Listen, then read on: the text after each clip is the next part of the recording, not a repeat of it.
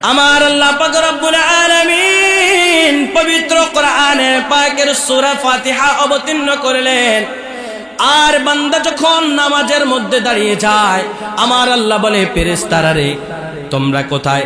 আল্লাহ লাব্বাইক, আমরা আছি। হে আমার ফেরেশতারা, আমার অমুক বান্দা দেখো আমার সন্তুষ্টির জন্য নামাজে দাঁড়িয়ে গিয়েছে। কতগুলো মানুষ দেখো ফজরের সময় শীত, কনকনে শীত, এই শীতে কম্বলটাকে সরিয়ে দিয়ে, এত উমের ল্যাপ সরিয়ে দিয়ে আমার এই বান্দা মসজিদে চলে এসেছে রে। তোমরা দেখো এই বান্দাটা কি করে। আমার আল্লাহকে ফেরেশতারা বলে, ও আল্লাহ, আমরা দায়িত্ব নিয়ে আমরা সামনে এগিয়ে যাচ্ছি। যাওয়ার পরে দেখতে পায় বান্দা যখন নামাজের মধ্যে দাঁড়িয়ে বলে আলহামদুলিল্লাহি রাব্বিল আলামিন, বলি সুবহানাল্লাহ। বান্দা বলে আলহামদুলিল্লাহি রাব্বিল আলামিন। ও ফেরেশতারা তখন বলে, আল্লাহ আপনার অমুক বান্দা তো নামাজের মধ্যে দাঁড়িয়ে এসে বলতেছে যত প্রশংসা আছে, যত ইবাদত আছে, যত কিছু আছে দুনিয়ার মধ্যে, সমস্ত পুত পবিত্রতা, সমস্ত প্রশংসা সবগুলো আপনার জন্য, বলি সুবহানাল্লাহ। আল্লাহ বলে, বান্দা যখন এইভাবে তুমি আলহামদুলিল্লাহি রাব্বিল আলামিন বলে ঘোষণা দিয়েছ, সকল প্রশংসার মালিক, সকল প্রশংসার দাবিদার আমি আল্লাহকে বানিয়েছ, আমি ফেরেশতাকে সাক্ষী করেছি। ফেরেশতা খেয়াল রাখো। আর বান্দা কি বলে শোনো। এরপরে যখন বান্দা বলে আর রহমানির রহিম, আল্লাহ গো আমি সকল প্রশংসা আপনার জন্য দেওয়ার পরে বলছি, মাওলা আল্লাহ আপনি হলেন দয়াময়, আপনি রহমান, আপনি রহিম। যখন এই কথা বলে আল্লাহ বলে, ফেরেশতারা বান্দা কি বলেছে? ফেরেশতারা বলে, আল্লাহ আপনার বান্দা বলতেছে সকল করুণা এবং সকল দয়ার মালিক আপনি একজন, বলি সুবহানাল্লাহ। এই কথা বলার পরে আল্লাহ বলে, হে ফেরেশতারা সাক্ষী থাকো। বান্দা কি বলে শোনো। আমরা বলি মালিকি ইয়াউমিদ্দিন, প্রতিপল দিবসের মালিক আমার আল্লাহ, বলি সুবহানাল্লাহ। ফেরেশতারা বলে, মাওলা, ও ফেরেশতারা বলো। ফেরেশতারা বলে, আল্লাহ আপনার এই বান্দা বলতেছে মালিকি ইয়াউমিদ্দিন, সেই কিয়ামত দিবসের মালিক আপনি একজন আল্লাহ, সুবহানাল্লাহ। আমার আল্লাহ বলে, এটাও সাক্ষী থাকো। এরপরে কি বলে, যখন এইভাবে প্রতিটি আয়াত আমরা তিলাওয়াত করতে থাকি, যখন এইভাবে তিলাওয়াত গুলো করি, এরপরে আমার আল্লাহ রব্বুল আলামিন প্রতিটা কথা শুনতে পায়। আমার আল্লাহ ফেরেশতাদেরকে সাক্ষী করায়। ফেরেশতারা রে তোমরা খেয়াল রাখো, বান্দা কি বলে। আমরা বলেছি মালিকি ইয়াউমিদ্দিন, ইয়্যাকা না'বুদু ওয়া ইয়্যাকা নাস্তাঈন, বলি সুবহানাল্লাহ। আমরা বলি ইয়্যাকা না'বুদু ওয়া ইয়্যাকা নাস্তাঈন, ও রব্বুল আলামিন ইয়্যাকা না'বুদু ওয়া ইয়্যাকা নাস্তাঈন। আল্লাহ গো আমাদের যত রকমের ইবাদত আছে, আমরা যত ইবাদত করি, ইয়্যাকা না'বুদু ওয়া ইয়্যাকা নাস্তাঈন, ও মাওলা আমাদের সকল ইবাদত গুলো, সকল কিছু যখন আমরা নামাজের মধ্যে দাঁড়িয়ে আপনাকে সাক্ষী দিচ্ছি, আমাদের সকল ইবাদত গুলোর উৎস শুধুমাত্র আপনার জন্য। আপনি ছাড়া অন্য কারো ইবাদত করি না, অন্য কারো পদাঙ্ক অনুসরণ করি না, আমরা অন্য কাউকে উপাস্য হিসেবে মানি না। আমার আল্লাহ রাব্বুল আলামিনকে এইভাবে বলে যখন সূরা ফাতিহাটাকে আমরা শেষ করি, আমার আল্লাহ রাব্বুল আলামিন সূরা ফাতিহার প্রতিটা কথাকে নোট করে। নোট করার পরে বলে, হে আমার ফেরেশতারা এদিকে আসো। হে আল্লাহ বলেন, আমার আল্লাহ বলে, হে ফেরেশতারা তোমরাই তো বলেছ মানব জাতি সৃষ্টি করার দরকার নাই, গুনাহের কাজে লিপ্ত হয়ে যাবে, অন্যায় কাজের মধ্যে চলে যাবে, এইভাবে যখন তাদের জীবনটাকে নষ্ট করবে। এখন দেখো আমার বান্দা কত সুন্দরে আমাকে ডেকেছে, সকল কিছুর মধ্যে আমাকে শ্রেষ্ঠত্ব দান করেছে। তোমরা সাক্ষী থাকো রে ফেরেশতারা, ও ফেরেশতারা তোমরা সাক্ষী থাকো। এই বান্দা যখন মৃত্যু পালন করে কবরের মধ্যে আসবে, আমি আল্লাহ রাব্বুল আলামিন বিনা হিসেবে তাকে জান্নাতে নিয়ে যাব। বলি সুবহানাল্লাহ, আর জোরে বলি সুবহানাল্লাহ। আল্লাহ তোমার দয়া বুঝেছি, বুঝেছি বহুদিন পর। আল্লাহ তোমার দয়া বুঝেছি, বুঝেছি বহুদিন পর। ভেবেছি দুনিয়া কত যে আপন, আসলে দুনিয়াটাই পর। আল্লাহ তোমার দয়া বুঝেছি, বুঝেছি বহুদিন পর। দুনিয়ার প্রেমে হয়ে মশগুল, ভুলেছি তোমার নাম। চোখ থাকিতে অন্ধ ছিলাম, দেখেও তোমার কত শান। দুনিয়ার প্রেমে হয়ে মশগুল, ভুলেছি তোমার নাম। চোখ থাকিতে অন্ধ ছিলাম, দেখেও তোমার কত শান। কেন যে তোমায় ভুলে আমি এতদিন ভুল পথে হেঁটেছি, কেন যে তোমায় ভুলে আমি এতদিন ভুল পথে হেঁটেছি। ভেবেছি দুনিয়া কত যে আপন, আসলে দুনিয়াটাই পর। আল্লাহ তোমার দয়া বুঝেছি, বুঝেছি বহুদিন পর। বলি আলহামদুলিল্লাহ। আমার আল্লাহ দয়াময়, এতে কারো সন্দেহ আছে? আমার আল্লাহ আমাদেরকে ক্ষমা করে দিবেন এই আশা সকলের অন্তরে আছে না নাই? যদি থাকে আমরা আমার আল্লাহর সেই রবাবিয়াত শক্তভাবে আমরা তাকবীরের ধ্বনি দিয়ে আল্লাহর রবাবিয়াত প্রচার করতে চাই কি চাই না?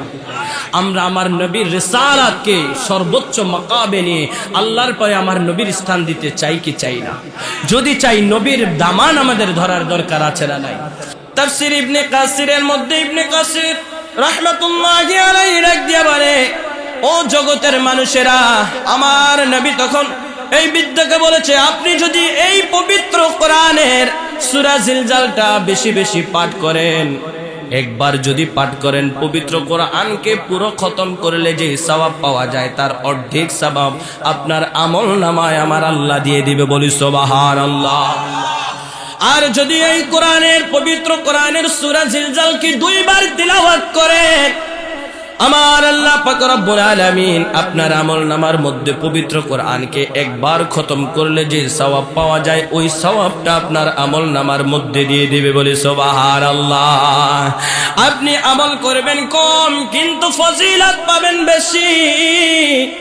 এটা শুধু আমার আপনার নবী দু জাহানের বাদশা রাহমাতাল লিল আলামিন নবীজির উম্মতের জন্যই আমার আল্লাহ রেখেছে। আমার আল্লাহ বলে, নবী গো, আপনার উম্মতের নিয়ে আপনি টেনশন করিয়েন না। আমার নবী বলে, আল্লাহ টেনশন তো বেশি হয় উম্মতের জন্য। কেন গো নবী? আমার নবী বলে, আল্লাহ অন্যান্য নবীগণ কি আপনি হায়াত দান করেছেন 1000 বছর, 600, 700, 1000 বছর। ও আল্লাহ, আমার উম্মত তো এত হায়াত পাবে না। উম্মত 50, 60, 70, 80, 100 বছর পর্যন্ত হায়াত পাইতে কষ্ট হবে। ওই নবীর উম্মতেরা অনেক বেশি আমল করেছে, তারা অনেক বেশি ফায়দা পাবে। আমি আমার উম্মতের নিয়ে এই টেনশনে আছি যে তারা তো এত বেশি হায়াত পাবে না, এতগুলো আমল করতেও পারবে না। অন্য নবীর উম্মতের সামনে আমার উম্মতগুলো হয়তো ছোট হয়ে যাবে। আমার আল্লাহ ডাক দিয়ে বলে, বন্ধু, ও আমার বন্ধু গো, আমি আপনাকে মুসা কালিমুল্লাহ বানাই নাই, আমি আপনাকে ইব্রাহিম খলিলুল্লাহ বানাই নাই, ইসমাইল জবিউল্লাহ বানাই নাই, আমি আপনাকে ঈসা রূহুল্লাহ বানাই নাই। আমি আপনাকে বানিয়েছি দু জাহানের বাদশা। আমি আপনাকে লকব দিয়েছি রাহমাতাল লিল আলামিন। আমি হলাম আমি আমার সৃষ্টি জগতের জন্য আমি আল্লাহ হলাম খালিক, আপনাকে বানিয়েছি রহমত। ইয়া রাসূলুল্লাহ, ইয়া হাবিবাল্লাহ, নবী গো, আপনার উম্মতের মধ্যে তারা যত হায়াত কম পাক না কেন, এই হায়াতের মধ্যে আমি আল্লাহ এত বেশি বরকত রাখবো, এই বরকতের মাধ্যমে 1000 বছর অন্যান্য নবীর উম্মতেরা হায়াত পেলেও তাদের চাইতে আপনার উম্মত 50 বছর হায়াত পাইলেও তার চাইতে বেশি আমল করতে পারবে। বলি সুবহানাল্লাহ, আর জোরে বলি সুবহানাল্লাহ। আমার নবী বলে কিভাবে? আমার আল্লাহ বলে, নবী গো, ও আমার মায়ার নবী, আপনার উম্মত যদি 50টা বছর হায়াত পায়, আপনার উম্মতের প্রতিটি হায়াতের প্রতিটি বছরের মধ্যে একটি করে লাইলাতুল কদর পাবে। সুবহানাল্লাহ বলেন। যখন একটি করে লাইলাতুল কদর পাবে, 50টা লাইলাতুল কদর যদি আপনার উম্মত পেয়ে যায়, এক একটা লাইলাতুল কদরের রাত্রিতে ইবাদত যদি আপনার উম্মত করে, ওই এক রাতের মধ্যে 1000 মাসের চাইতে বেশি সওয়াব আমি আল্লাহ দিয়ে দেব। বলি সুবহানাল্লাহ। আপনার উম্মত যদি 50টা বছর হায়াত পায় গো নবী, 50টা লাইলাতুল কদর পেল, আর ওই 50টা লাইলাতুল কদরের মধ্যে যদি আমি আল্লাহর সন্তুষ্টির জন্য যদি তারা ইবাদত করে থাকে, ওই রাত্রি যাপন করে, আমি আল্লাহর প্রেমে বিভোর হয়ে বেশি বেশি করে ইস্তেগফার করে থাকে, আপনার উম্মতের 50,000 মাস ইবাদতের সওয়াব আমি আল্লাহ আমলনামায় দিয়ে দেব। বলি সুবহানাল্লাহ, আর জোরে বলি সুবহানাল্লাহ। ওই নবীকে পেয়ে আমরা খুশি না বেজার? অন্যান্য নবীকে আমার আল্লাহ দুনিয়ার মধ্যে তাদেরকে স্পেশাল গিফট দিয়ে দিয়েছে, আমার নবী আপনার নবীকে আমার আল্লাহ রাব্বুল আলামিন জিজ্ঞেস করার পরে নবী বলেছে, যখন দুনিয়া থেকে বিদায় নিবে উম্মতেরা, হাসরের মাঠের মধ্যে যখন উম্মত বিপদের মধ্যে পড়ে যাবে, উম্মত যখন নিজের ঘামের মধ্যে সাঁতার কাটতে থাকবে, ওই কঠিন মুসিবতে আমি আমার উম্মতের জন্য আমার ওই স্পেশাল গিফটটা আপনার কাছে চেয়ে নিব। বলি সুবহানাল্লাহ, আর জোরে বলি সুবহানাল্লাহ। রাসূল তোমায় ভালোবাসি, মন হৃদয় উজাড় করে বলেন, রাসূল তোমায় ভালোবাসি, মন হৃদয় উজাড় করে, বুকের ভিতর জ্বালায় আমার, শুধু হবে তোমার দিদারে রাসূল, শুধু হবে তোমার দিদারে। ও গো আমার নূরের নবী, দেখিতে চাই তোমার নূরের ছবি, বলেন ও গো আমার নূরের নবী, দেখিতে চাই তোমার নূরের ছবি, মায়া যদি লাগে তোমার, মায়া যদি লাগে তোমার, নাও না মোরে আপন করে, বুকের ভিতর জ্বালায় আমার, শুধু হবে তোমার দিদারে রাসূল, শুধু হবে তোমার দিদারে। উম্মতের দরদি নবী, তোমার দিদারের আশায় আছি, বলেন উম্মতের দরদি নবী, তোমার দিদারের আশায় আছি, জন্ম আমার বহু দূরে, জন্ম আমার বহু দূরে, রেখেছো আমায় পাগল করে, বুকের ভিতর জ্বালায় আমার, শুধু হবে তো মার দিদারে রাসূল, শুধু হবে তো মার দিদারে। আমার বন্ধুরা বাবারা রে, বুঝাইতেছি বলছিলাম আমার নবী পাক সাল্লাল্লাহু আলাইহি ওয়াসাল্লামের কাছে চেয়েছে, ইয়া রাসূলুল্লাহ, ইয়া হাবিবাল্লাহ, নবী গো, এমন কিছু আমাকে ইবাদত করার ব্যবস্থা করে দেন, এমন কিছু সূরা শিখিয়ে দেন যেই সূরাগুলো আমি তিলাওয়াত করলে সময় কম লাগবে, কষ্ট কম হবে। ওগো নবী, আমি অনেক বেশি আল্লাহর ইবাদতের সওয়াব পেয়ে যাব। নবীজি সূরা জিলজাল দেখিয়েছে।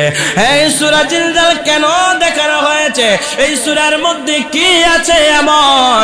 আমার নবী পাক সাল্লাল্লাহু আলাইহি ওয়াসাল্লাম ডাক দিয়া বলে, এর মধ্যে আমার আল্লাহ রাব্বুল ইজ্জাত তোমাদের জন্য অনেক কিছু রেখেছে, কারণ আমার আল্লাহ আমাকে পাঠিয়েছেন একজন সুসংবাদদাতা হিসেবে, একজন ভীতি প্রদর্শনকারী হিসেবে।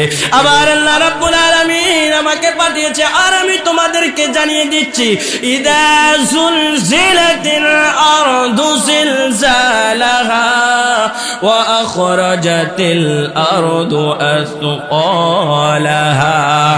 ইদা যুলজিলাতিল আরদু জিলজালাহা, এই যে তোমরা পৃথিবী দেখতে পাচ্ছ, এই পৃথিবীটা ভূকম্পে প্রকম্পিত হবে, এই পৃথিবীটা কম্পন শুরু হয়ে যাবে। এই পৃথিবীটা যখন কম্পন করতে থাকবে, ওয়াকালাল ইনসানু মা লাহা, মানুষ বলবে এর কি হলো? এরপরে যখন এইভাবে সকল মানুষগুলো ভয়ে আতঙ্কিত হয়ে যাবে, কি হলো কি হলো? ওয়াকালাল ইনসানু মা লাহা ইয়াওমাইযিন তুহাদ্দিতু আখবারাহা। এই জমিনের মধ্যে আমার আল্লাহ রাব্বুল আলামিন যা কিছু জমিনের নিচে রেখেছেন, আমার আল্লাহ তাআলা জানিয়ে দিচ্ছে, ইদা যুলজিলাতিল আরদু জিলজালাহা ওয়া আখরাজাতিল আরদু আসকালাহা ওয়া ক্বালাল ইনসানু মা লাহা। আমার আল্লাহ পৃথিবীটার মধ্যে যখন ভূকম্প সৃষ্টি করবে, ভূকম্পের মাধ্যমে পৃথিবীর নিচে, জমিনের নিচে যত কিছু রয়েছে সকল কিছু বাহিরে আসতে শুরু করবে। এই পৃথিবীর অবস্থা দেখে মানুষ বেহুশ হয়ে যাবে। কি হলো কি হলো, এমন কেন হচ্ছে? এই পৃথিবীটা এইভাবে কাঁপছে কেন? পৃথিবীর নিচ থেকে কেন এত কিছু বাইরে হচ্ছে? পৃথিবীর নিচে, জমিনের নিচে স্বর্ণ রৌপ্য, যত খনিজ, যত প্রাকৃতিক সম্পদ রয়েছে, ওই সম্পদগুলো এই জমিনের নিচ থেকে বাইর হতে শুরু করবে। মানুষ ভয়ে কাঁপতে থাকবে। আবার যেই মানুষগুলো মৃত্যুবরণ করেছে, এই মানুষগুলাও নিচ থেকে বের হতে শুরু করলো। এমন অবস্থা যখন সৃষ্টি হবে, মানুষ পাগল পারা হয়ে যাবে। কি হলো কি হলো? তখন এই জমিনের জবান খুলে যাবে।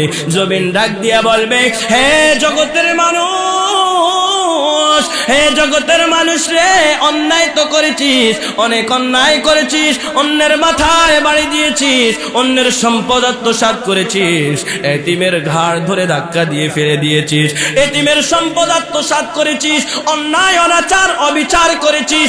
এইগুলোর জন্য তোদেরকে আল্লাহর কাঠগড়ায় দাঁড়াতে হবে। সেই দিন আমার আল্লাহ জমিনের জবান খুলে দিবে, আর ওই জমিন আমাদের জন্য আমাদের সকল ভালো এবং খারাপ কাজগুলো সামনে উপস্থাপন করা শুরু করবে। জমিনের মধ্যে থেকে যত অন্যায় করেছি, এই অন্যায়গুলো এমন ভাবে বের হয়ে আমাদের সামনে আসবে, এইগুলো আমরা তখন সামনে দেখে দেখে ভয়ে আতঙ্কিত হয়ে যাব, কান্নায় পাগল পারা হয়ে যাব। এইভাবে জমিনের মধ্যে আমার আল্লাহ রাব্বুল ইজ্জাত কিয়ামত সংগঠিত করবে। ওই দিন মানুষ বিপদের তাড়নায় কেউ কাউকে চিনতে পারবে না, কেউ কাউকে বুঝতে পারবে না।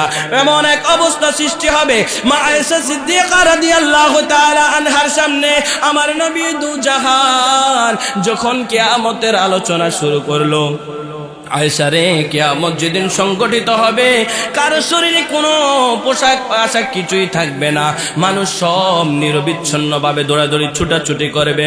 আয়েশা ডাক দিয়া বলে, নবী গো, ও নবী, কেউ কি কাউকে দেখতে পাবে না? আমার নবী বলে, আয়েশা রে, দেখতে পাবে, কিন্তু কেউ কারো দিকে চাওয়ার ওই সময় পাবে না, সবাই নিজেকে নিয়ে ব্যস্ত হয়ে যাবে।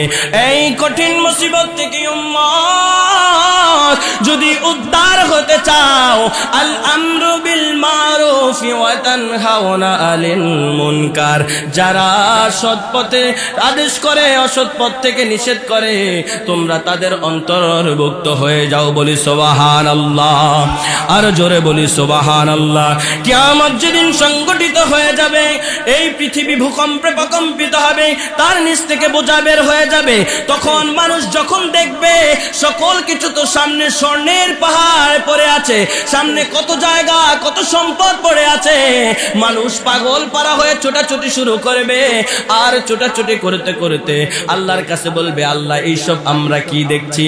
ও আল্লাহ, এইসব আমরা কি দেখছি?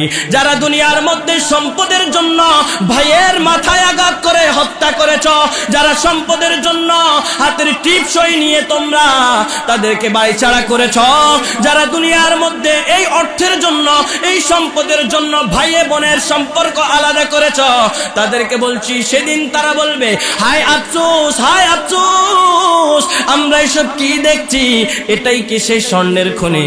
এটাই কি সেই সম্পদ, যে সম্পদ আজকে আমাদের সামনে পড়ে আছে? এটাই কি সেই সম্পদ আজকে কোনো কাজে আসতেছে না?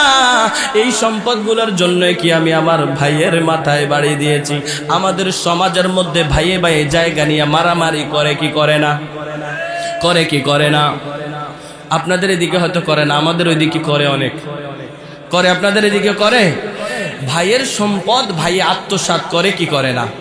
বোনের সম্পদ ভাইয়েরা আত্মসাৎ করে কি করে না?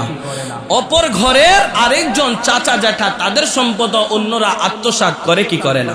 যেই দিন কিয়ামত সংগঠিত হয়ে যাবে, ওই দিন মাটির নিচ থেকে সম্পদ বের হবে, স্বর্ণের পাহাড় পড়ে আছে, এই দিকে বিশাল বড় খনিজ পড়ে আছে, রৌপ্য সকল ধন সম্পদ পড়ে আছে। মানুষ বলবে, এগুলো তো আমাদের কোনো কাজেরই না, আজকে কোনো কাজে আসতেছে না, আজকে কোনো কাজে আসতেছে না। এই সম্পদগুলো আমরা কি করব? এই সম্পদের জন্য আমার ভাইয়ের মাথায় আমি আঘাত করেছি, আমি আমার ভাইকে হত্যা করেছি, হায় আফসোস, আমি আজকে লানতের জরিয়া নিয়ে উঠেছি। আল্লাহ ক্ষমা করো। আবার পৃথিবীতে যদি একবার পাঠাইতে, আমার আল্লাহ বলবে, হে বান্দা, অনেক সুযোগ দিয়েছি দুনিয়ার মধ্যে, তোমাদেরকে আমি ছাড় দিয়েছি, ছেড়ে দেই নেই। তোমরা সেই ছাড়ের মধ্যে থেকে নিজেকে অনেক দাম্ভিকতায় পূর্ণ করে তোমার অপর ভাইয়ের সম্পদ আত্মসাৎ করেছ। আজকে তোমার গলার মধ্যে সম্পদ দিয়ে তোমাকে জাহান্নামে প্রেরণ করা হবে। বলি নাউজুবিল্লাহ, আর জোরে বলি নাউজুবিল্লাহ। অন্যের সম্পদ নিজের সম্পদের সাথে মিশ্রণ করব, সেই দিন চোখের সামনে স্বর্ণ রৌপ্য কত দামি দামি জিনিস বলবে, হায় কি হচ্ছে? আর জমিনের জবান খুলবে, মানুষের মুখ বন্ধ হয়ে যাবে, মানুষের মুখের জবান কি হয়ে যাবে? বন্ধ হয়ে যাবে, জমিনের জবান খুলে যাবে। জমিন বলবে, হে আল্লাহ, আপনার এই বান্দা রাতের অন্ধকারে হেঁটে হেঁটে এসে আমার অমুক ঘরের মধ্যে গিয়ে অপরের স্ত্রীর সাথে খারাপ কাজ করেছে। হে আল্লাহ, এই রাত্রিতে হেঁটে হেঁটে গিয়ে মাদকের দোকানের মধ্যে গিয়ে মাদক কিনেছে। হে আল্লাহ, এই সেই ব্যক্তি যেই ব্যক্তি রাতের অন্ধকারে অন্যের বাড়িতে গিয়ে চুরি করেছে, দিনের বেলায়ও এই ব্যক্তি এই জমিন দিয়ে হেঁটে গিয়ে অন্যের সম্পদ নিজের নামে লিখে নিয়েছে। ও আল্লাহ, এটা তো সেই ব্যক্তি যে নামাজের সময় হয়েছে, মসজিদ থেকে আওয়াজ এসেছে, হাইয়া আলাস সালাহ, হাইয়া আলাল ফালাহ। যখন আওয়াজ এসেছে, আওয়াজ শুনেছে, মাওলা মসজিদে যায় নাই, একে আমি জমিনের নিচে রাখতে পারি না। আমার আল্লাহ বলবে, হে জালিম, হে তুমি ধ্বংস হও এবং জাহান্নামের দিকে চলে যাও। বলি নাউজুবিল্লাহ। সূরা জিলজালের মধ্যে আল্লাহ বলতেছে, যদি তুমি فمن يعمل مثقال ذرة خيرا يره ومن يعمل مثقال ذرة شرا يره। বান্দা 50, 60, 70, 80 যতটুকু হায়াত দিয়েছি, হায়াতটাকে কাজে লাগাও। হায়াতটাকে যদি কাজে লাগাতে পারো, এই হায়াতটা তোমার জন্য অনেক দামি হয়ে যাবে। এই হায়াতটাকে কাজে লাগিয়ে 50টা বছর, 60টা বছর যতটুকু তুমি হায়াত পেয়েছো, এই সময়টা যদি কাজে লাগিয়ে কবরে আসতে পারো, দুনিয়াটা তোমার জন্য প্রবাস। আমি তোমাকে প্রবাসে প্রেরণ করেছি, ইনকাম করবে। যদি কেউ আমার এলাকা থেকে, আপনার এলাকা থেকে সৌদি আরব, কাতার, ওমান যায় কি যায় না? যাওয়ার পরে ওই লোকে যদি ওই জায়গায় যায় কোনো কাজ না করে, কোন রকম টাকা পয়সা ইনকাম করতে পারবে? বলেন না, পারবে? ইনকাম করতে পারবে না। এরপরে দেখা যাবে যে তার ভিসা শেষ, ক্যান্সেল হয়ে গেছে, বিচার সময় শেষ, দেশের মধ্যে পাঠিয়ে দিল। দেশের মধ্যে আসার পরে কি করে? বদলা দেওয়ার জন্য খুঁজে, অটো রিক্সা কেনার জন্য খোঁজ করে, বা বিভিন্নভাবে তার দ্বারা কোনো কাজ হচ্ছে না, ওই দেশের মধ্যে ইনকাম করে না, কিন্তু শরীরে শক্তি আছে, শরীরে বল আছে, ইনকাম না করায় দেশে এসে খালি হাত হয়ে গিয়েছে। আছে না নাই? এটা তো দুনিয়ায় আমরা দেখতে পাচ্ছি। আমার আল্লাহ তেমনি ভাবে প্রবাসে আমাদেরকে পাঠিয়েছে, দুনিয়াটা সামান্য কিছু দিনের জন্য। এই দুনিয়াটা সামান্য কিছু দিনের জন্য আমার আল্লাহ পাঠিয়েছে। বান্দা, যে সময়টুকু দিয়েছি এই সময়টুকু আমি আল্লাহর খুশির জন্য কাটিয়ে দাও। 50-60টা বছর আমার খুশির জন্য কাটিয়ে দাও, আমার নবীর সুন্নাহ মতো তুমি কাটিয়ে দাও। তবে কবরে যখন আসবা, তুমি যা ইনকাম করে আসবা সেগুলো নিয়ে তুমি জান্নাতে যেতে পারবা। সুবহানাল্লাহ। বান্দাকে আমার আল্লাহ বলে, হে আমার বান্দারে, দুনিয়ার মধ্যে পাঠিয়েছি তোমাকে, যতদিন হায়াত দিয়েছি প্রতিটি সময়টার হিসাব আমার কাছে দিতে হবে। কোন রাস্তায় তোমার হায়াতটাকে তুমি কাটিয়েছ, কোন রাস্তায় তোমার এই হায়াতটাকে তুমি বিলীন করেছ, আমি আল্লাহর সন্তুষ্টির জন্য কোনো কাজ করেছো কিনা। বান্দা সেই দিন আল্লাহর কাছে বলবে, ও আল্লাহ, আমি দুনিয়ার মধ্যে ছিলাম, বুঝতে পারি নাই, তাই আমি ভালো কাজ করি নাই। আল্লাহ বলবে, দুনিয়ার মধ্যে কি আমি নবী রাসূল পাঠাই নাই? আল্লাহ, আপনি নবী রাসূল পাঠিয়েছেন। হে বান্দা, ও দাও, দুনিয়ার মধ্যে যখন নবী রাসূল পাঠাইলাম, ওই নবী রাসূল কি তোমাদেরকে সঠিক পথ দেখায় নাই? হে আল্লাহ, দেখাইছে। এরপরে যখন নবী রাসূল ছিল না, নবী রাসূলের ওয়ারাসা হিসেবে আলেমদেরকে তোমাদের কাছে পাঠাইছি কিনা? হে আল্লাহ, পাঠাইছেন। আলেমরা আসি তোমাদেরকে সঠিকটা বুঝাইছে কিনা? হে আল্লাহ, বুঝাইছে। এত কিছু করার পরেও কেন তুমি কবরের মধ্যে খালি হাতে? বলবে, আল্লাহ, কবরে যে এত কষ্ট, কবরের মধ্যে যে এত কষ্ট দেওয়া হয় গো আল্লাহ, সেটা তো বুঝতে পারি নাই। আল্লাহ বলে, দুনিয়ার মধ্যে প্রশ্ন আউট যদি করে দেওয়া হয় পরীক্ষার আগে, পরীক্ষার 1 সপ্তাহ আগে যদি প্রশ্ন আউট করে দেওয়া যায়, 100তে 100 অ্যান্সার করা যায়। হে আমার বান্দারে, আমি পবিত্র কোরআনের মাধ্যমে, আমার রাসূলের সুন্নাহর মাধ্যমে তোমাদেরকে প্রশ্ন আউট করে দিয়েছি, কবরের মধ্যে কি হবে। এইখানের মধ্যে এসে 100 অ্যান্সার তুমি করতে পারো নাই, তুমি তো 50-এর অ্যান্সারও করতে পারো নাই, তুমি ফেল করেছো। সুতরাং দুনিয়া থেকে আসার পরে আর দুনিয়ায় যাওয়ার সিস্টেম নাই। সুতরাং আলেমরা যেইভাবে তোমাদেরকে বুঝিয়ে দিচ্ছে, নবী রাসূলরা যেই কথাগুলো বুঝিয়েছে, দুনিয়ার মধ্যে যদি সেইগুলা মানতে আজকে জান্নাতে যেতে পারতে, তখন মানুষ হায়াত চুজ করে দুনিয়ার মানুষদেরকে উদ্দেশ্য করে বলে, হে দুনিয়ার মানুষ, দুনিয়ার মধ্যে আমার আত্মীয় স্বজন, ও আত্মীয় স্বজন যারা দুনিয়ায় আছো, শুনে নাও। ও মুসলমান, তোমরা যারা দুনিয়ায় আছো, কবরের মধ্যে অনেক কষ্টে আছি রে, কবরের মধ্যে অনেক কষ্টে আছি, এখনো সময় আছে। আল্লাহর কাছে ইস্তেগফার করো, আল্লাহর কাছে তাওবা করো। তাওবা করে যদি তুমি নিজেকে তুমি আল্লাহর সন্তুষ্টির ব্যক্তি বানাতে পারো, কবরে আসার সাথে সাথে তোমার জন্য জান্নাত থেকে আমার আল্লাহ চাদর পাঠিয়ে তোমাকে জান্নাতে নিয়ে যাবে। বলি সুবহানাল্লাহ, আর জোরে বলি সুবহানাল্লাহ। আমার আল্লাহ রাব্বুল আলামিন আমাদেরকে এত কিছু দেওয়ার পরেও আমরা যদি আমার আল্লাহ তাআলার জন্য ইবাদত করতে না পারি, তাহলে তো অবশ্যই আমাদের কপাল পড়া, ঠিক না? কপাল পড়া কিনা? তাহলে আমরা আমাদের কবরের মধ্যে কবরের সামান জোগাড় করার দরকার আছে না নাই? সামান জোগাড় করা ছাড়া আমরা কবরে যাব? যদি না যাই তাহলে নামাজ পড়ার দরকার আছে না নাই? বেশি বেশি দুরূদ পড়ার দরকার আছে না নাই? বেশি বেশি কোরআনে পাক তিলাওয়াত করার দরকার আছে না নাই? হক হালাল ভাবে চলার দরকার আছে না নাই? সম্মানিত হাজিরিন, আপনি যতই ইবাদত করেন না কেন, যদি আপনার ইবাদতের পূর্বে আপনার খাবারটা যদি হালাল না হয়, আপনি যত বেশি খান না কেন, যত বেশি ইবাদত করেন না কেন, খাবারটা যদি হালাল না হয়, তবে আপনার কোনো ইবাদত আল্লাহর কাছে যাবে না। কথা বুঝতে পেরেছেন? আপনার ইবাদত যদি আল্লাহর কাছে পৌঁছাতে হয়, আপনি নামাজ পড়েন 5 ওয়াক্ত, আপনি সাদাকাও করেন, আপনি মসজিদ মাদ্রাসা উন্নয়নেও কাজ করেন, সকল ভালো কাজগুলো করতেছেন, কিন্তু ইনকামটা করতেছেন কিভাবে? হারাম ভাবে। আপনি ইনকাম করতেছেন কিভাবে? সুদে টাকা লাগাই, অন্যের কাছ থেকে ঘুষ নিয়া, আপনি খাইতেছেন কি যে পার্সেন্টেজ কাটতেছেন, অন্যের কষ্টে অর্জিত সম্পদ নিজের করে নিয়ে খাচ্ছেন। সম্মানিত হাজিরিন, শুয়োরের গোস্তটা হারাম, আমরা জানি কি জানি না? শুয়োরের গোস্তটা কি হারাম? কেন? শুয়োরটা, প্রাণীটার গোস্ত আল্লাহ আমাদের জন্য হারাম করেছে। গরুর গোস্তটা হালাল না হারাম? বলেন না, হালাল না হারাম? এই গরুর গোস্তটা যদি আপনি হারাম টাকায় কিনে খান, তাহলে কি আপনার হালাল যাবে পেটে না হারাম যাবে? তা আপনার পেটে যদি হারাম যায়, ওই হারাম দিয়ে যদি শক্তি হয়, যতই ইবাদত করেন কাজে আসবে? কাজে আসবে? আসবে না।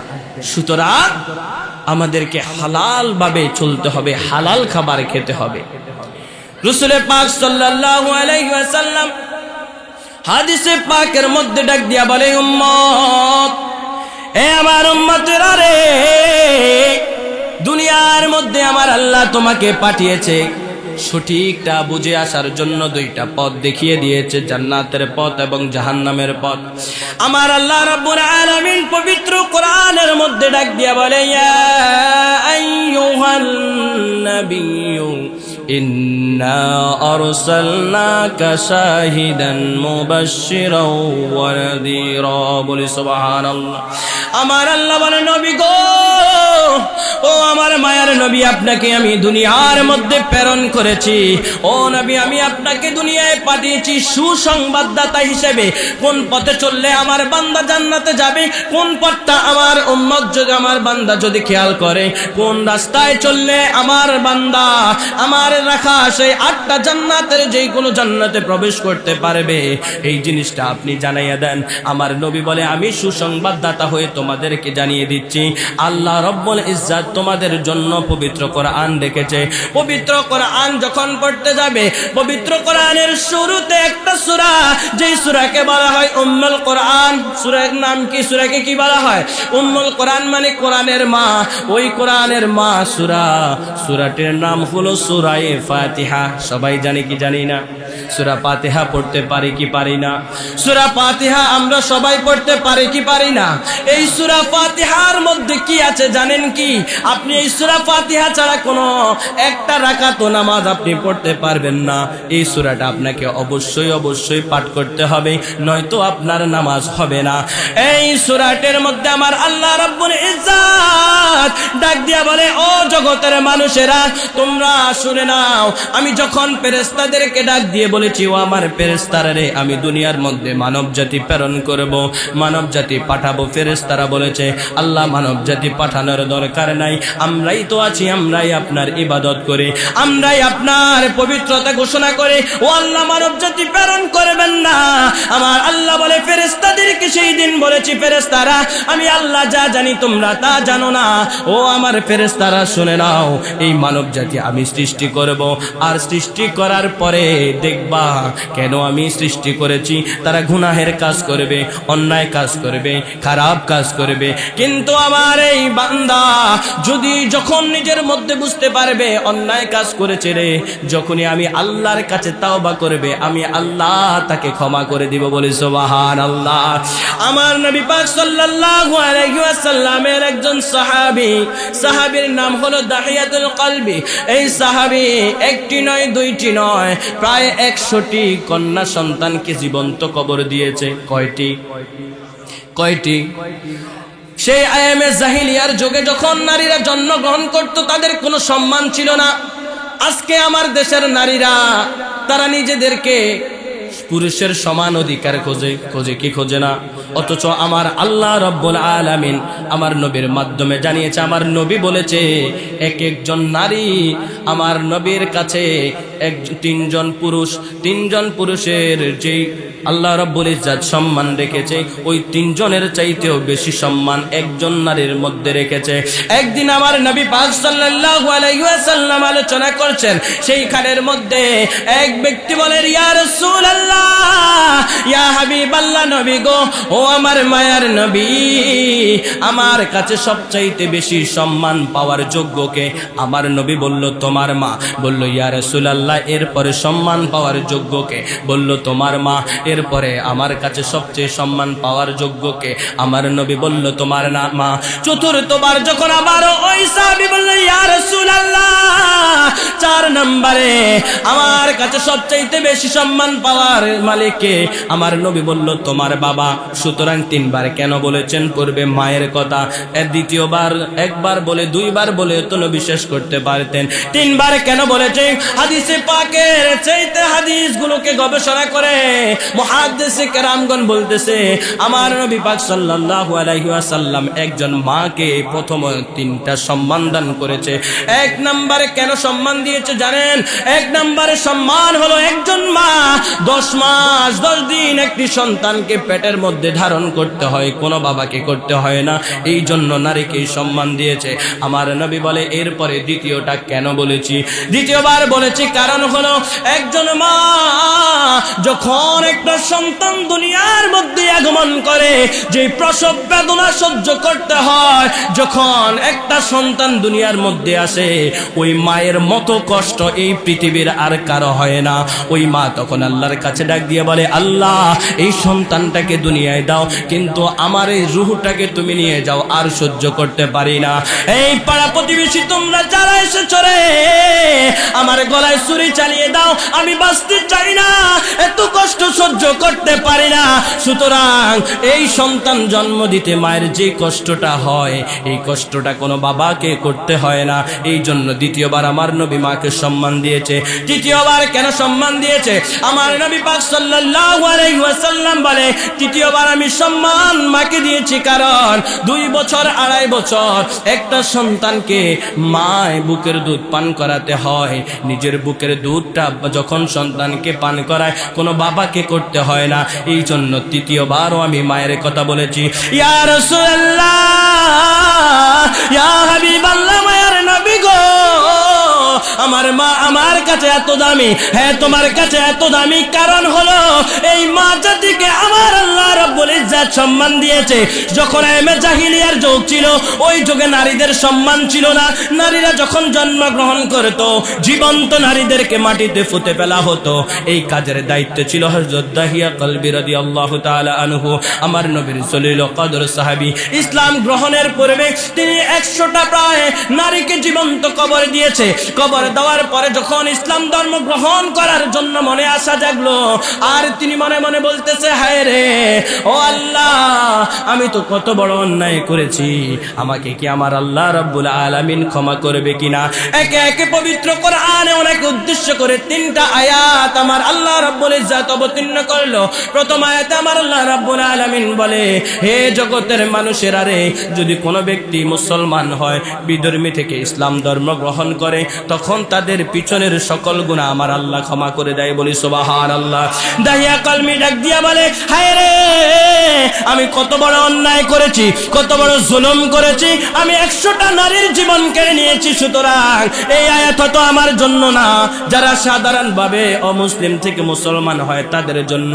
আমার আল্লাহ আবার ডাক দিয়া বলে হে জগতের মানুষ শুনে নাও, যখন কোন ব্যক্তি বিধর্মী থেকে ইসলাম ধর্ম গ্রহণ করে, ওই ব্যক্তির জীবনের গুনাহ তো মাফ করে দেওয়া হয়, ওই গুনাহগুলোকে আমার আল্লাহ নেক দ্বারা পরিপূর্ণ করে দেয়। বলি সুবহানাল্লাহ। নেক দ্বারা পরিবর্তন করে দেয়, গুনাহগুলোকে আমার আল্লাহ নেক দ্বারা পরিবর্তন করে দেয়। এই কথা যখন হযরত দাহিয়া কলবি রাদিয়াল্লাহু তাআলা আনহু শুনলেন, তিনি বললেন এটাও হয়তো সাধারণ কারোর জন্য, কিন্তু এটা আমার জন্য না, আমি তো আরো বড় অন্যায়কারী, আরো বড় গুনাহকারী, আমার আল্লাহ হয়তো আমাকে ক্ষমা করবে না। এরপরে আমার আল্লাহ রাব্বুল ইজ্জত পবিত্র কোরআনে পাকের মধ্যে ডাক দিয়ে বলে হে জগতের মানুষেরা রে, যখন অন্যায় করতে করতে অন্যায়ের সাগরের মধ্যে ডুবে যাও, লা তাকনাতু মির রাহমাতিল্লাহ, ইন্নাল্লাহা ইয়াগফিরুয যুনুবা জামিআ, ইন্নাহু হুয়াল গফুরুর রহিম। বলি সুবহানাল্লাহ। আর জোরে বলি সুবহানাল্লাহ। আল্লাহকে খুশি করার জন্য চিৎকার দিয়ে বলি সুবহানাল্লাহ। আমার আল্লাহ রাব্বুল আলামিন যখন এই আয়াত অবতীর্ণ করে দিল, লা তাকনাতু মির রাহমাতিল্লাহ ইন্নাল্লাহা ইয়াগফিরুয যুনুবা জামিআ ইন্নাহু হুয়াল গফুরুর রহিম।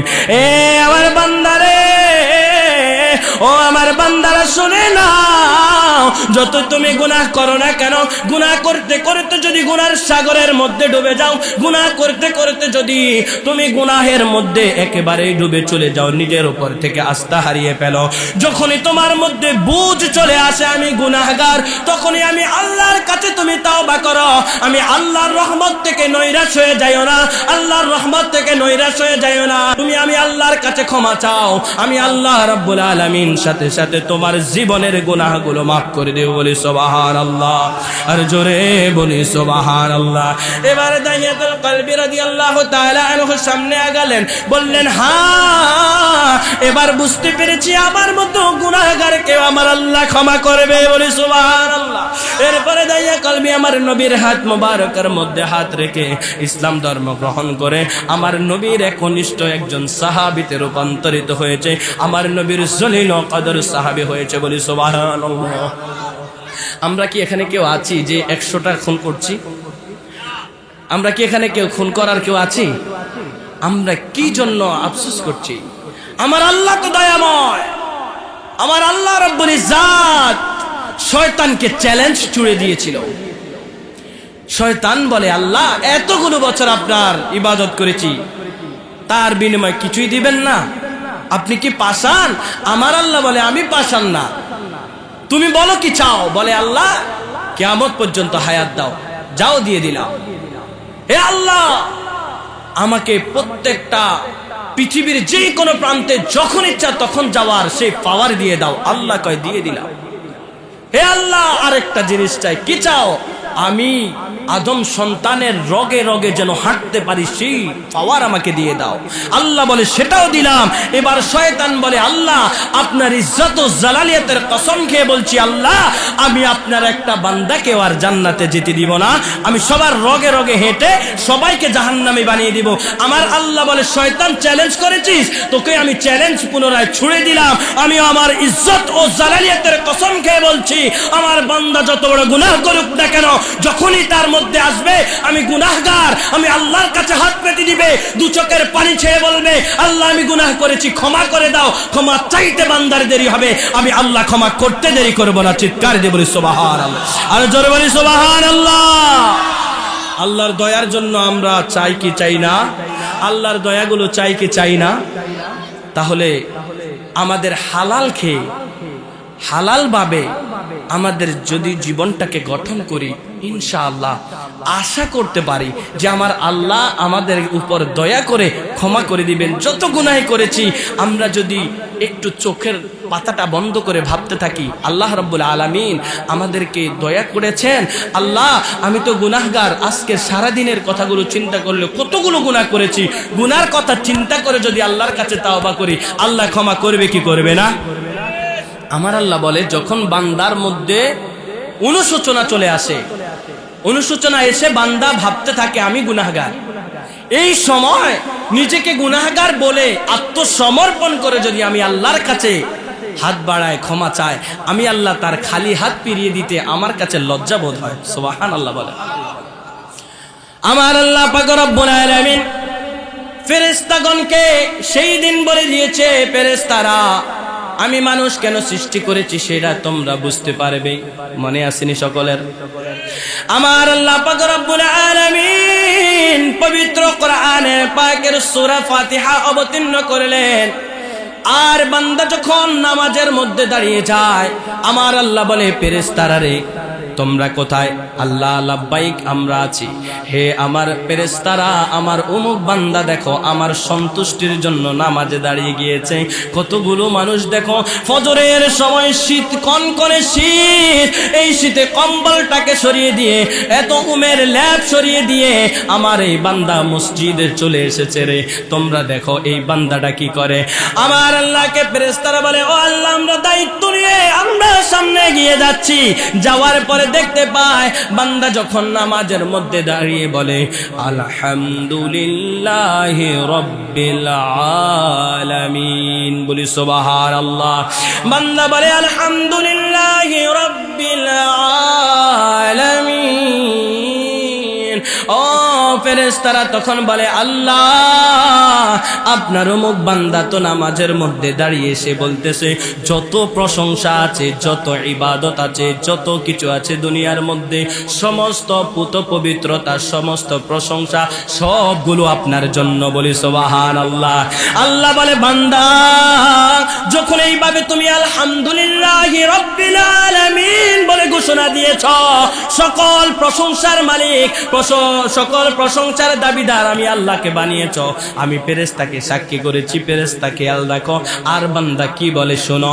এরপরে যখন বান্দা বলে আর রহমানির রহিম, আল্লাহ গো আমি সকল প্রশংসা আপনার জন্য দেওয়ার পরে বলছি মাওলা আল্লাহ আপনি হলেন দয়াময়, আপনি রহমান, আপনি রহিম। যখন এই কথা বলে আল্লাহ বলে ফেরেশতারা বান্দা কি বলেছে? ফেরেশতারা বলে আল্লাহ আপনার বান্দা বলতেছে সকল করুণা এবং সকল দয়ার মালিক আপনি একজন, বলি সুবহানাল্লাহ। এই কথা বলার পরে আল্লাহ বলে হে ফেরেশতারা সাক্ষী থাকো। বান্দা কি বলে শোনো। আমরা বলি মালিকি ইয়াউমিদ্দিন, প্রতিপল দিবসের মালিক আমার আল্লাহ, বলি সুবহানাল্লাহ। ফেরেশতারা বলে মাওলা, ও ফেরেশতারা বলো। ফেরেশতারা বলে আল্লাহ আপনার এই বান্দা বলতেছে মালিকি ইয়াউমিদ্দিন, সেই কিয়ামত দিবসের মালিক আপনি একজন আল্লাহ, সুবহানাল্লাহ। আমার আল্লাহ বলে এটাও সাক্ষী থাকো। এরপরে কি বলে, যখন এইভাবে প্রতিটি আয়াত আমরা তিলাওয়াত করতে থাকি, যখন এইভাবে তিলাওয়াত গুলো করি, এরপরে আমার আল্লাহ রব্বুল আলামিন প্রতিটা কথা শুনতে পায়। আমার আল্লাহ ফেরেশতাদেরকে সাক্ষী করায়, ফেরেশতারা রে তোমরা খেয়াল রাখো বান্দা কি বলে।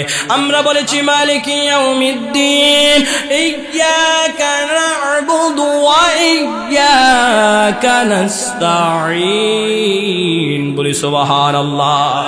আমরা বলি ইয়্যাকা না'বুদু ওয়া ইয়্যাকা নাস্তাঈন, ও রব্বুল আলামিন ইয়্যাকা না'বুদু ওয়া ইয়্যাকা নাস্তাঈন।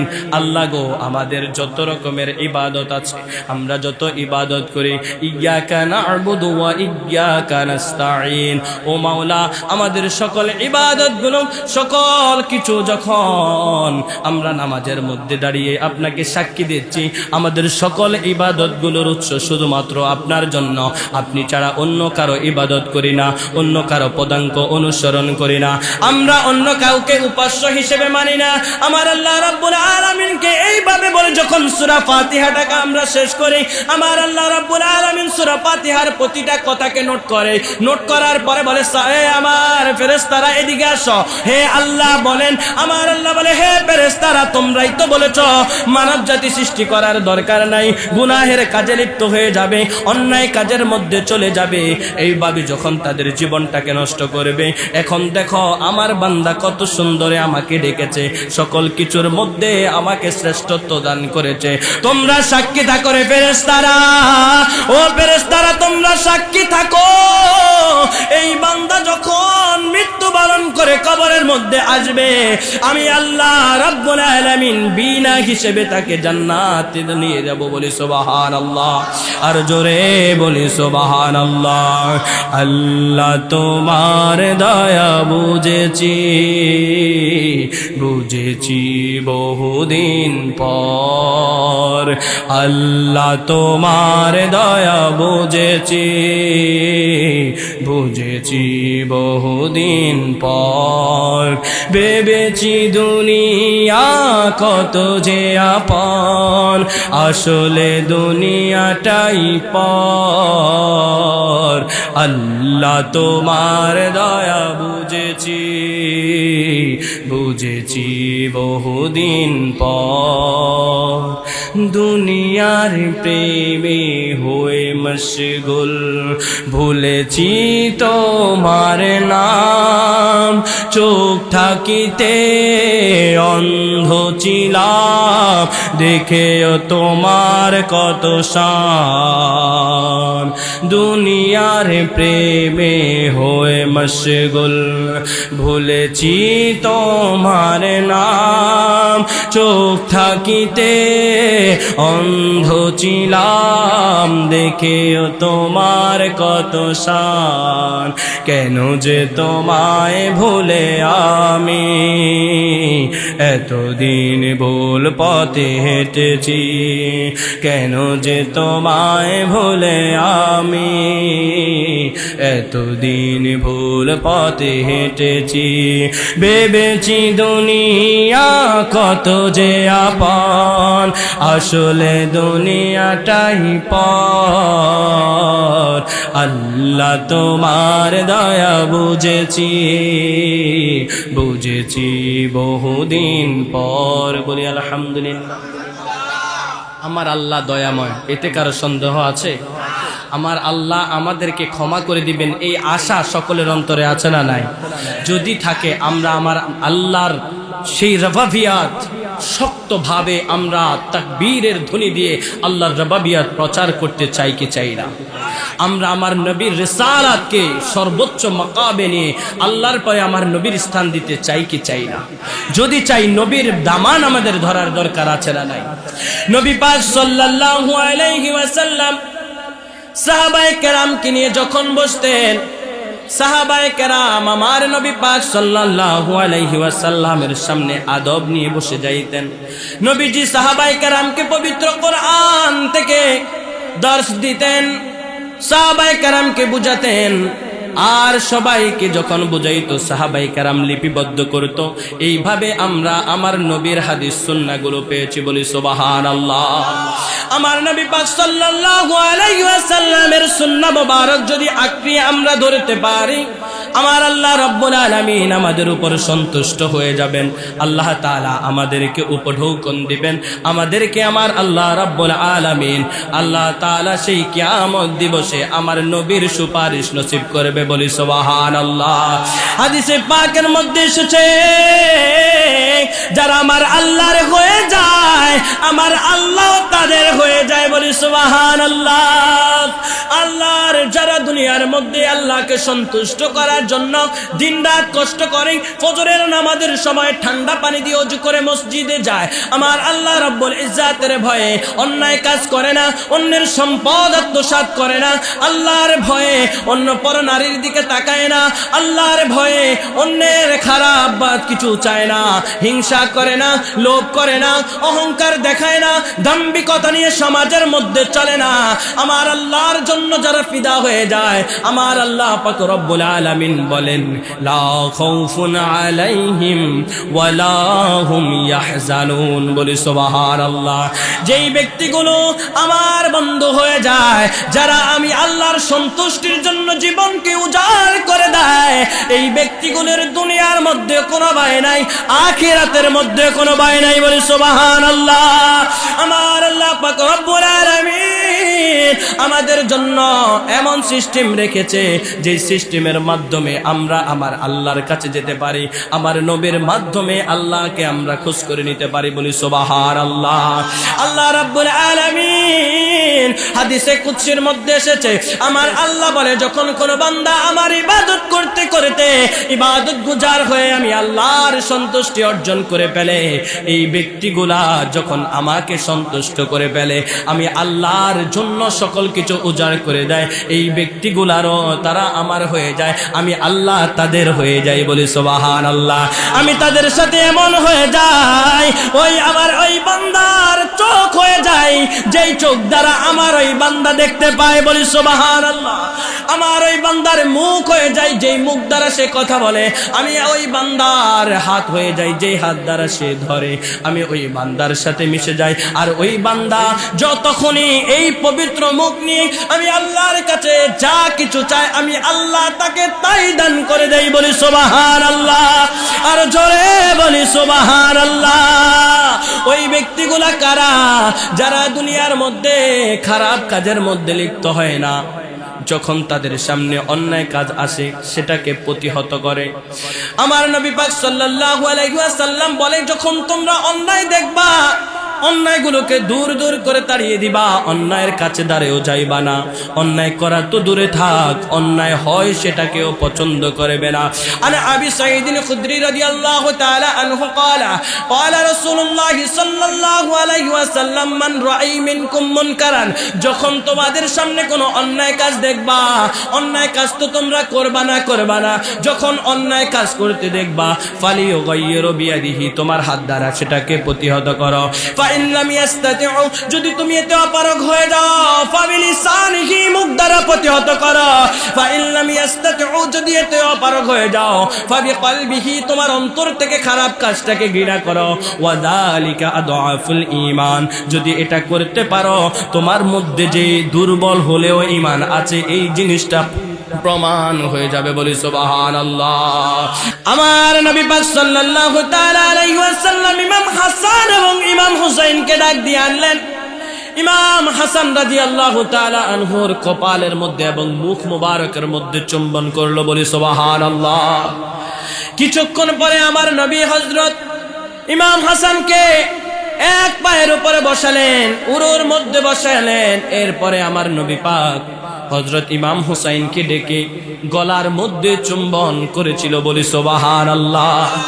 আমার নবী পাক সাল্লাল্লাহু আলাইহি ওয়াসাল্লাম ইমাম হাসানের কপালে এবং ঠোঁট মোবারকের মধ্যে চুম্বন করলেন, ইমাম হুসাইনের গলা মোবারকের মধ্যে চুম্বন করলেন। একজনকে ডান পায়ের উরুতে, একজনকে বাম পায়ের উরুতে বসালেন। সাইয়েদিনা আলী কারামাল্লাহু ওয়াজহুকে ডাক দিয়ে পাশে বসালেন, মা ফাতেমাকে সামনে বসালেন। বসানোর পরে আমার নবী পাক নিজের চাদর মোবারককে শরীর থেকে খুলে সকলের গায়ের উপরে দিয়ে বলল, ও আল্লাহ, ও রব্বুল আলামিন, এরা হলো আমার আহলে বাইত। বলি সুবহানাল্লাহ। ও আল্লাহ, এরা হলো আমার আহলে বাইত, এদেরকে যারা ভালোবাসবে আল্লাহ তুমি তাদেরকে ভালোবেসো, এদের যারা অনুসরণ করবে গো আল্লাহ তুমি তাদেরকে আল্লাহ জান্নাত দিয়ে দিও গো আল্লাহ। এই কথা বলে আমার আল্লাহর কাছে দোয়া করলো। আমার আল্লাহর কাছে দোয়া করার পরে কিছুক্ষণ পরে উম্মে সালামা রাদিয়াল্লাহু তাআলা আনহা নবীজির দরবারে আসলো। আসার পরে উম্মে সালামাকে ডাক দিয়ে বলে, হে উম্মে সালামা রে, আমার হাতের মধ্যে দেখো একটা শিশি, যেটার ভিতরে কিছু মাটি তুমি দেখতে পাচ্ছ। কিছুক্ষণ আগে জিব্রাইল এসে আমাকে এই মাটিগুলো দিয়ে গিয়েছে। ইয়া রাসূলুল্লাহ, কেন দিয়েছে? বলল, এই মাটিগুলো হলো, এটা হলো এমন একটা জায়গার মাটি যেই জায়গার নাম হলো কারবালা, আর এই মাটিগুলো শিশির মধ্যে রাখা হয়েছে। হে উম্মে সালামা, তোমার কাছে রেখে দাও। তোমার কাছে রাখার পরে যেই দিন দেখবা এই মাটিগুলো লাল রঙে রূপান্তরিত হয়েছে, উম্মে সালামার সেই দিন জেনে নিও আমার যে হুসাইনের গলার মধ্যে আমি চুম্বন করেছি, ওই হুসাইন আমার সকল গুনাহগার উম্মতের জন্য এই দুনিয়া থেকে সেই কারবালার ময়দানে শাহাদাত বরণ করে যাবে। বলি আল্লাহু আকবার।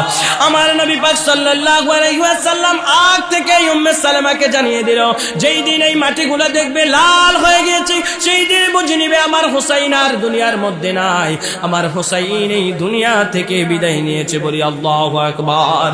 ইমাম হুসাইন রাদিয়াল্লাহু তাআলা আনহুকে আমার নবী পাক সাল্লাল্লাহু আলাইহি ওয়াসাল্লাম কত মুহাব্বত করতেন, কত ভালোবাসতেন। শুনে নেন, ইমাম হুসাইন রাদিয়াল্লাহু তাআলা আনহু আমার নবী যখন নামাজে দাঁড়াইতেন, আল্লাহু আকবার বলে যখন নামাজের সিজদার মধ্যে চলে যাইতো, ইমাম হাসান এবং ইমাম হুসাইন মাঝে মাঝে আমার নবীর কাঁধ মোবারকের মধ্যে উঠে জড়িয়ে ধরতো। বলি সুবহানাল্লাহ।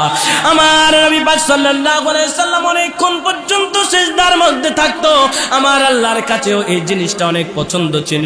আমার আল্লাহ বলতো, নবী গো, মাথা উঠেন না, আরো কিছুক্ষণ থাকেন, আমার আমার কাছেও তো ভালো লাগতেছে, বলি সুবহানাল্লাহ। ইমাম হাসান ইমাম হুসাইন রাদিয়াল্লাহু তাআলা আনহু এই দুনিয়া থেকে বিদায় নিয়ে চলে যাবে। আমার নবী পাক সাল্লাল্লাহু আলাইহি সাল্লাম আগেই বলে দিয়েছে, আমার ইমাম হাসান ইমাম হুসাইন মা ফাতেমা এই আহলে বাইত গুলা হলো এমন, নূহ নবীর কিস্তির মধ্যে যেইভাবে নূহ নবীর উম্মতেরা উঠে যারা আহরণ করে যারা বেঁচে গিয়েছে, আমার এই আহলে বাইতকে যারা ভালোবেসে এদেরকে আঁকড়িয়ে ধরবে, ওই ব্যক্তিগুলা নূহ নবীর নৌকা যেভাবে তাদেরকে বাঁচিয়েছে সেইভাবে আমার আহলে বাইতের পদাঙ্ক অনুসরণ করার মাধ্যমে আমার আল্লাহ তাদেরকেও বাঁচিয়ে দিবে, বলি সুবহানাল্লাহ। আর জোরে বলি সুবহানাল্লাহ। নবীর আওলাদ নূহের কিস্তি, নবীজির বয়ান, আবু যর গিফারির হাদিস প্রমাণ, নবীর আওলাদ নূহের কিস্তি, নবীজির বয়ান, আবু যর গিফারির হাদিস প্রমাণ, জীবন দিব ইমানে রবে সুন্নিদের পথে, জান্নাতে তোর জায়গা হবে হুসাইনের সাথে, হুসাইনের শাহাদাত ইলমে গায়েবের প্রমাণ, ইমাম হোসেন শহীদ হলো কারবালার ময়দান, বলেন মা ফাতেমার হযরত আলীর জান, মা ফাতেমার নয়নে মনি,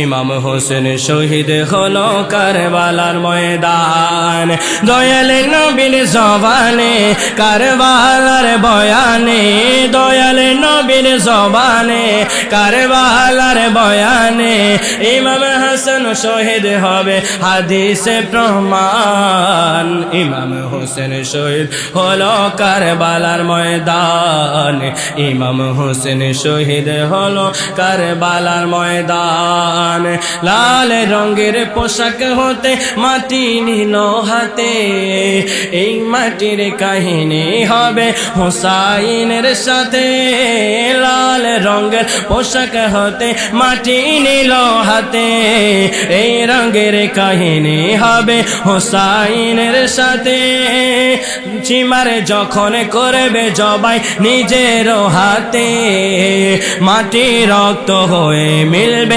কারবালার সাথে, হুসাইনের শাহাদাত ইলমে গায়েবের প্রমাণ, ইমাম হোসেন শহীদ হলো কারবালার ময়দান। আমার আল্লাহ আমাদেরকে এত সুন্দর মতো দুনিয়ার মধ্যে পাঠালেন, এত কিছু দিয়েছেন, আমরা যদি সেগুলো পেয়েও যদি আমরা সঠিকভাবে আমার আল্লাহর ইবাদত না করি, আমার আল্লাহর সন্তুষ্টির জন্য কাজ না করি, এই জীবনটা আমাদের বিফলে যাবে, ঠিক কিনা? তাহলে আমরা সব সময় নবীর সুন্নাহগুলো মেনে চলবো। আমার নবী পাক সাল্লাল্লাহু আলাইহি সাল্লামের সুন্নাহ বেশি বেশি দুরুদ সালাম পড়ব, নবীজির সুন্নাহ মিথ্যা কথা ছেড়ে দেব, নবীজির সুন্নাহ সুগলখুরি থেকে দূরে থাকব, নবীজির সুন্নাহ আমার নবীর ওয়াদা দিয়ে যে ওয়াদাগুলো সঠিকভাবে পালন করতে বলেছে ওয়াদাগুলো আমরা বরখেলাপ করব না, আমাদের দ্বারা কোনো খারাপিয়াত হবে। মহান আল্লাহ রাব্বুল ইজ্জাত আমাদের সবাইকে কবুল করুক, বলে আমিন। এই সরসই যুব সমাজ, এই সরসই সৈয়দ বাড়ির যে ভাইয়েরা এত কষ্ট করে রাত দিন পরিশ্রম করে মাহফিলের ইন্তজাম করেছে, রব্বুল ইজ্জাত যেন আমাদের সবাইকে এই ভাইদের উসিলায় আমাদেরকে নাজাত দান করে, আমাদের ছেড়ে যারা কবরে শুয়ে আছে তাদেরকেও যেন নাজাত দান করে, এই এলাকার প্রত্যেকটা কবরকে আল্লাহ যেন জান্নাতের টুকরা বানিয়ে দেয়, বলে আমিন।